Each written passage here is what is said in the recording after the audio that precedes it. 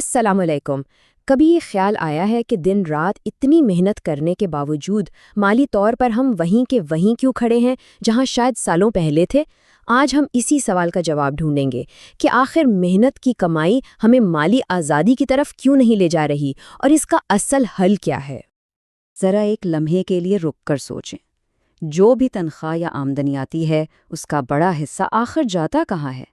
کیا وہ پیسہ مستقبل کو بہتر بنا رہا ہے یا بس مہینے کے خرچے پورے کرنے میں ہی ختم ہو جاتا ہے؟ دیکھیے، پیسہ کمانے کے بعد اکثر لوگ ایک بہت ہی عام غلطی کرتے ہیں، ایک ایسی غلطی جو ان کی مالی ترقی کے راستے میں سب سے بڑی رکاوٹ بن جاتی ہے۔ چلیے دیکھتے ہیں کہ وہ غلطی ہے کیا۔ اور یہ مت سمجھیں کہ یہ مسئلہ صرف کسی ایک طبقے کا ہے، چاہے کوئی تنخواہ ملازم ہو، اپ ورک یا فائور پر کام کرنے والا فری لانسر ہو، یا پھر چھوٹے بڑے کاروبار کا مالک، تقریباً ہر کوئی اسی ایک غلطی کا شکار ہو جاتا ہے۔ اسکرین پر دیکھیں، یہاں سوچ کے دو بالکل مختلف طریقے ہیں۔ عام سوچ کیا ہے؟ کمایا، پھر خرچ کیا، اور جو کچھ بچ گیا اسے بچت سمجھ لیا۔ لیکن مالی طور پر کامیاب لوگ اس فارمولے کو بالکل الٹ دیتے ہیں۔ وہ کماتے ہیں، پھر اس میں سے پہلے سرمایہ کاری کرتے ہیں، اور جو باقی بچتا ہے اسے خرچ کرتے ہیں۔ یہی وہ چھوٹی سی ذہنی تبدیلی ہے جو زمین آسمان کا فرق پیدا کر دیتی ہے۔ اچھا، تو یہاں ایک سوال اٹھتا ہے کہ اگر کوئی فضول خرچی نہیں کر رہا، پیسہ بچا بھی رہا ہے، تو پھر مسئلہ کیا ہے؟ صرف بچت کرنا ہی کافی کیوں نہیں ہے؟ یہ سوچ کے بس پیسہ جمع کرتے جاؤ اور ایک دن امیر ہو جاؤ گے، سچ پوچھیں تو یہ ایک بہت بڑی غلط فہمی ہے۔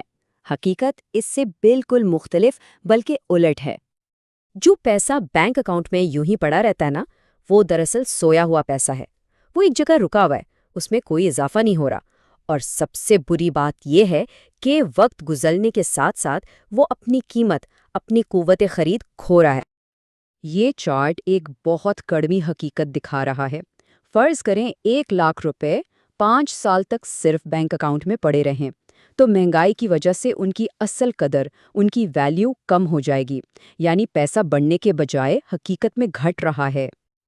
اور اس سب کی ایک بہت بڑی وجہ ہے، ہمیں اسکول کالج میں پیسہ خرچ کرنا تو سکھایا جاتا ہے، لیکن اسے بڑھانا، اسے اپنے لیے کام پر لگانا نہیں سکھایا جاتا۔ پاکستان میں مالی تعلیم کی یہی کمی ہمیں آگے بڑھنے سے روکتی ہے۔ تو پھر اس کا حل کیا ہے؟ حل بہت سادہ ہے۔ حل یہ ہے کہ پیسے سے کام کروایا جائے، اسے کام پر لگایا جائے۔ آپ دیکھیں، ایک عام آدمی پیسے کے لیے کام کرتا ہے، جبکہ ایک امیر آدمی کا پیسہ اس کے لیے کام کرتا ہے۔ دنیا بھر میں دولت بنانے کا یہی آزمودہ اصول ہے۔ تو اس مالی ترقی کے سفر کے 3 سیدھے سادے قدم ہیں۔ سب سے پہلے اپنے مالی اہداف کے مطابق ایک منصوبہ بندی کریں، پھر اس منصوبے کے تحت سمجھداری سے سرمایہ کاری کریں، اور تیسرا، اس پورے سفر میں کسی ماہر سے رہنمائی ضرور لیں۔ تو آئیے اب ذرا تفصیل سے دیکھتے ہیں کہ مالی آزادی کی طرف یہ پہلا قدم آخر اٹھانا کیسے ہے۔ اکثر لوگ یہ سوچتے ہیں نا کہ جب زیادہ پیسے آئیں گے تب سرمایہ کاری کے بارے میں سوچوں گا۔ یقین کریں، یہ وہ سب سے بڑا دھوکہ ہے جو انسان خود کو دیتا ہے، اور یہ سوچ اسے کبھی پہلا قدم اٹھانے ہی نہیں دیتی۔ ایک بات ہمیشہ یاد رکھیں، اہم یہ نہیں کہ کوئی کتنا کما رہا ہے، اہم یہ ہے کہ وہ اپنی کمائی کو کس نظام، کس پلان کے تحت چلا رہا ہے۔ ایک اچھا سسٹم کم آمدنی کو بھی بڑھا سکتا ہے، جبکہ بغیر کسی پلان کے لاکھوں روپے بھی ضائع ہو سکتے ہیں۔ اب ظاہر ہے، ایک مضبوط مالیاتی نظام خود سے بنانا مشکل لگ سکتا ہے، اور یہیں پر ایسنٹ کیپٹل جیسے مالیاتی مشیر کام آتے ہیں۔ ان کا کام ہی یہ ہے کہ وہ آپ کے ساتھ مل کر ایک ایسا سسٹم بنائیں جو آپ کے مالی مستقبل کو محفوظ اور روشن بنائیں۔ دیکھیں، کوئی بھی مالیاتی منصوبہ ون سائز فٹس آل نہیں ہوتا۔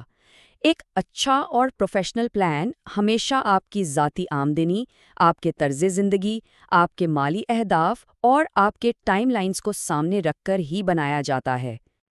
ہر وہ مہینہ جو بغیر کسی مالی منصوبے کے گزر جاتا ہے، وہ اپنی کمائی کو بڑھانے کا ایک کھویا ہوا موقع ہے۔ اور یاد رکھیں، وقت اور پیسہ، یہ دونوں چیزیں واپس نہیں آتی۔ تو آج کی گفتگو کا خلاصہ یہ ہے کہ اپنی محنت کی کمائی کو بینک میں سونے مت دیں، اسے کام پر لگائیں۔